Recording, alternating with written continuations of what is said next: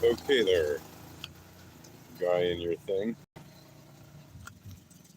making loud noises with your gardening device. Um, hey folks, welcome back to the channel where I talk about things. It is Thursday, the 18th of December, 2025. I hope you're having a great morning, day, afternoon, evening, night, whatever time it is, wherever you are. I hope you're doing good and doing well. This video is more about the Bondi Beach massacre that happened on Sunday, the first night of Hanukkah. At the lighting of the candles for the first night of Hanukkah, there was a party on the beach, Bondi Beach, Sydney, Australia, for those of you who are not familiar. And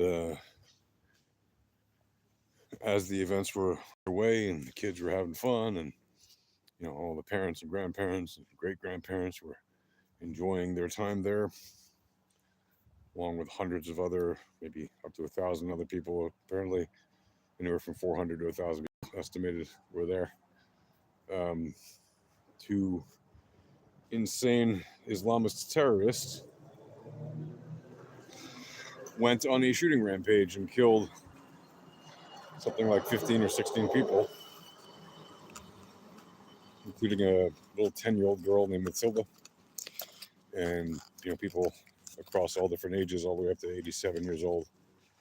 There was a Holocaust survivor who lost his life while protecting his wife's life, literally laying on top of her to make sure that if either of them would get hit, it would be him.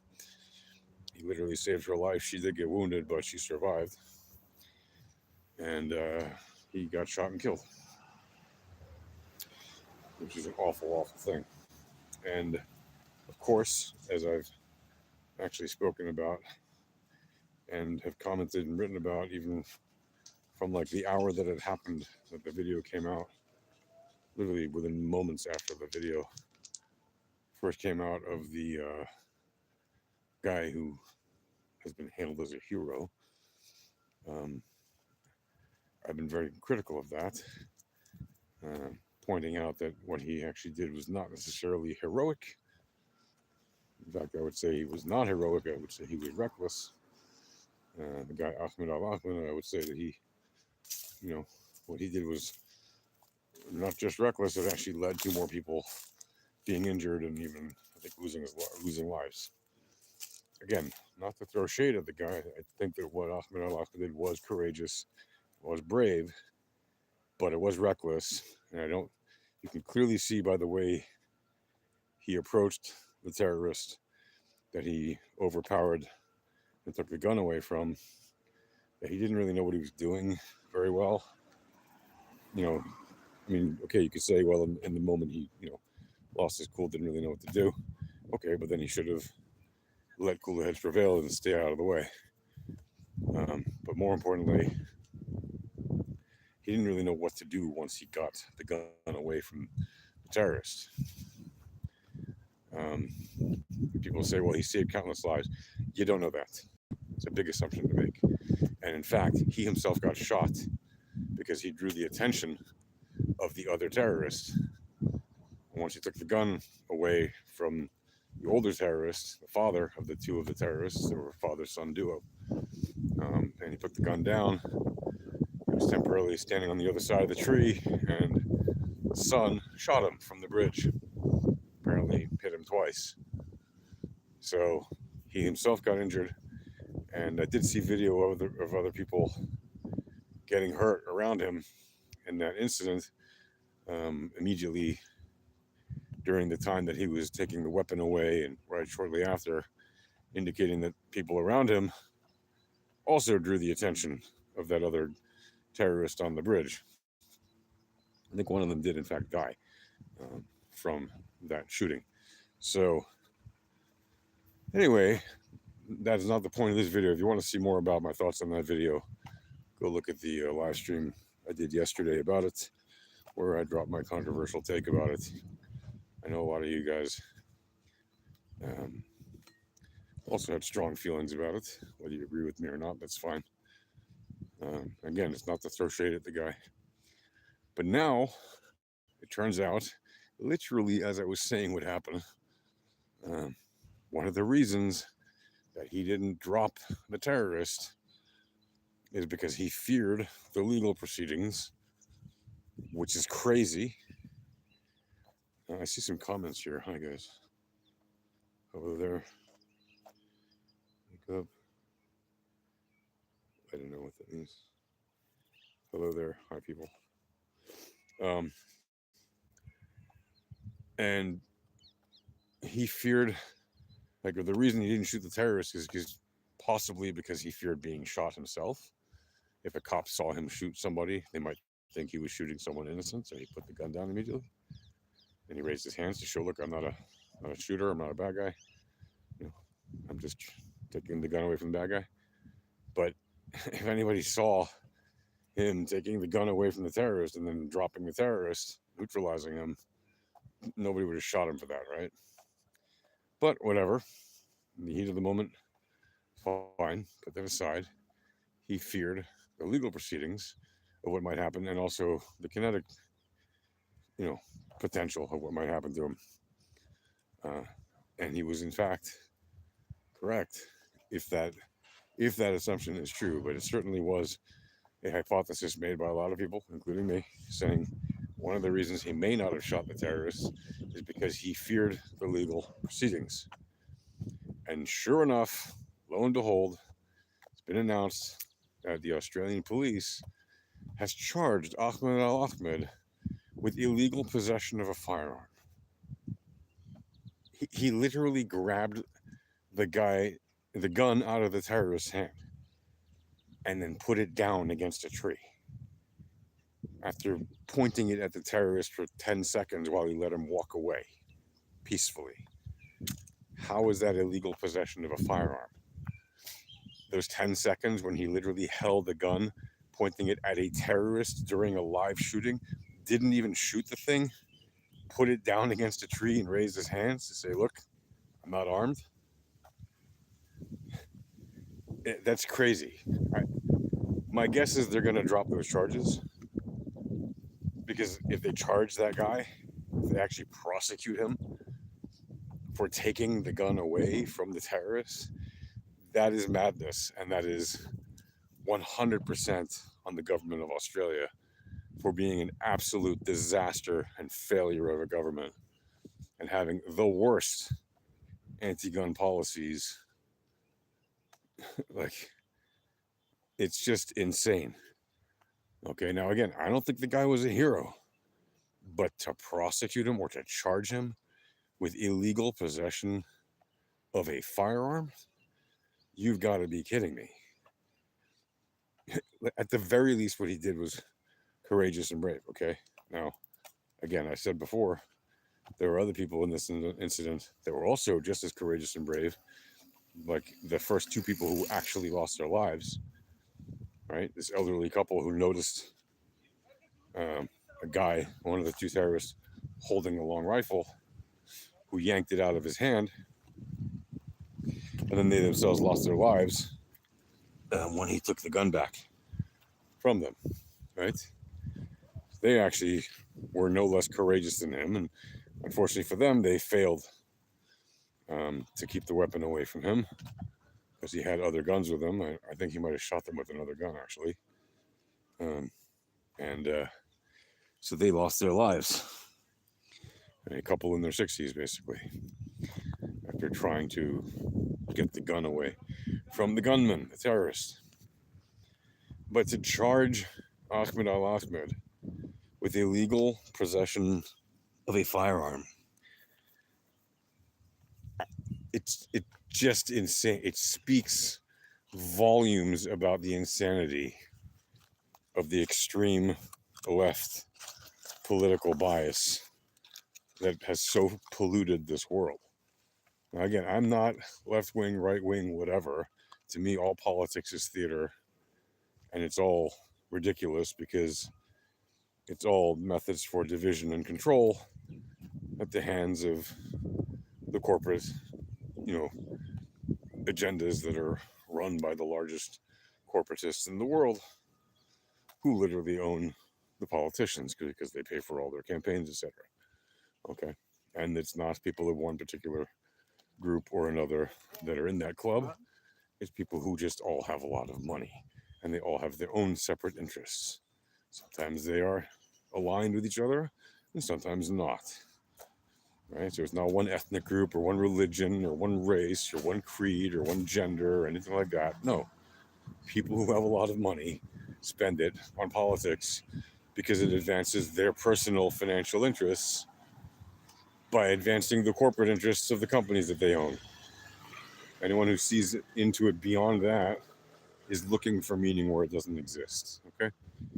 It's a very clear, cut, and dry situation. So, part of the very leftist agenda of politics, and has been pervasive and ever increasingly pervasive for over the past 100 years, and ever more so over the past 50 years, is this notion that nobody should have any guns, and only people with licenses under the strictest of rules can be trusted to have guns. The guys that did this murder, right, this terrorist attack, the older one had a gun license. He had a license to have up to 6 guns, and he had 6 guns, and he let his son use them without a license. So much for that. Right? That underscores the message of people who are in favor of letting civilians own guns, which is when you outlaw guns, only outlaws have guns. Now you can show me statistics and say, look, it's just, factually the case that if people have more guns, there's more death by guns, etc. I can also show you the very same opposite point, right? Because there's always this claim that in America, you've got, X number of thousands of deaths by gun every year, which is like, whatever, many times more than it is in Europe, etc. Okay, but what you don't look at, they always conveniently forget to show you, right? Because the populations of Europe and America have kind of similar democratic values, and they're roughly similar in number, right? A few 100 million people or so, somewhere between 300 and 400 million people or so. And if you actually look at the number of violent deaths, either by suicide or gunshot or other means, what you see is in Europe, the number of deaths in those ways actually matches the number in the US. The difference is the method by which they die. So yes, in the US, more people die by gunshots. But in Europe, they die by other means. No, they're not all sticking each other with pitchforks or sharp spoons or knives necessarily, but people are suiciding themselves a lot, right? To the tune of tens of thousands of people a year, which really matches very similarly the number of people dying from violent methods in the US, right? So it's a matter of the means, not of the device, right? People want to do violence, they're going to do violence, whether it's to themselves or to other people. Now you can say, well, in the US, people are violent against other people more than they are in Europe. Well, you could maybe make that argument. Maybe. It's not necessarily correct, because again, if you look at the numbers, it's not necessarily correct. The difference is that you tend to have more mass shootings and things like that in the US. That is absolutely true. Okay. However, you also have a lot more cases of people harming themselves and people harming others on a smaller scale in Europe than you do in the US. I know they may not sound believable, but look at the numbers. If you believe the stats against guns coming out of America, why would you not believe the stats coming out of Europe from very similar or even sometimes the exact same organizations? Right? Like what, you just cherry pick the statistics you want to use and that's it? Look at the whole picture, right? So again, it's just, people miscomprehending statistics and facts and interpreting things or believing the interpretations that fit their particular interests. Right? So if you've been raised to think that all guns are dangerous and bad, you know, you're going to look for, and if you believe that, then you're going to look for stories to show that. But like, if you believe the opposite, that all guns are always, it's good, it's always great to have guns, you're going to look for stories that tell you that. Even if you're not doing it consciously, even if you're consciously looking for the opposite, you're still going to run into a lot of stories that feed your narrative, and you'll probably be predisposed to agree with them, right? Whether you read the details or not.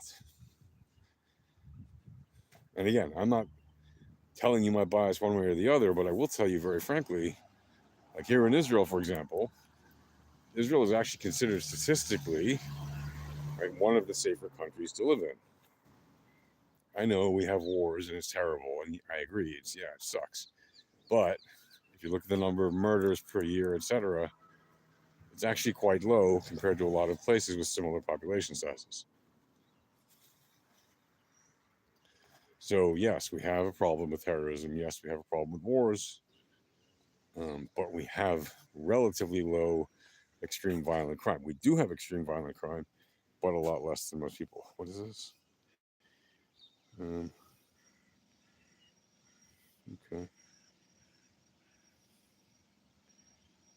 Okay. So it underscores, I mean, the whole point of me telling you this is, again, it underscores the insanity of what's happening in countries like Australia, where they've decided to make the boogeyman out of anything to do with guns, while at the same time allowing the worst of the worst to actually access them, right? And punishing those who try to do something good on the surface, like remove the weapons from the hands of terrorists during a live terrorist event, right? That is crazy. I'm guessing that if that charge is actually real, as it's been reported, that it will be dropped eventually. There's no way that the court of Australia is actually going to prosecute the guy that all the media and all everybody else is lauding as this kind of hero, even if I don't agree with that he is. But there's no way they're going to charge him with illegal possession of a firearm. Or sorry, they did charge him allegedly, but there's no way they're going to prosecute him, let alone convict him of illegal possession of a firearm, which he didn't possess, and which he literally held. If you want to call holding it for 10 seconds possession, okay, that's really crazy. Grabbing a gun out of somebody's hand, trying to kill innocent civilians, that's not possession of a firearm. That's you successfully disarmed a terrorist. It is absolutely crazy to think that he's been charged with that crime. Illegal possession of a firearm. Like, you gotta be kidding. Unless they found that he has another gun on him or elsewhere that he owns illegally. Okay, maybe that, but nobody's talking about that. They're all, like, it's all in reference to what happened at the site of the attack, right? So I guess we'll see. Time will tell what the truth of the story is, and whether or not he's actually going to face any criminal charges for apparently illegally possessing a firearm, which again is crazy. And what's crazier still is, again, the actual bad guys. And one of them had a license to hold the guns that he had and was not thrown out of the country, despite showing obvious indications that he was anti-Australian, a country that had hosted him for decades, where he had a son and raised his son to grow up to be a violent terrorist just like him, right? And his son illegally possessed and used his father's weapons alongside his father. So that, in that sense, those guys should be charged. The dead one's, of course, dead, so nothing you can do, but the son who's alive, among other things, should also be charged with illegal possession of a firearm. Anyway, that's the situation we're in right now. It's nuts.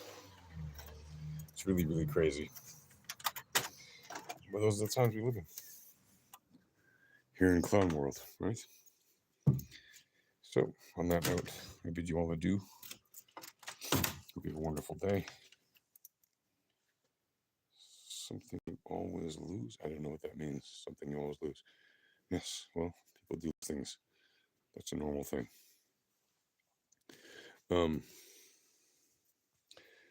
Yeah, that's gonna do it for now. Hope you're all doing well. Take care. Shalom. Peace.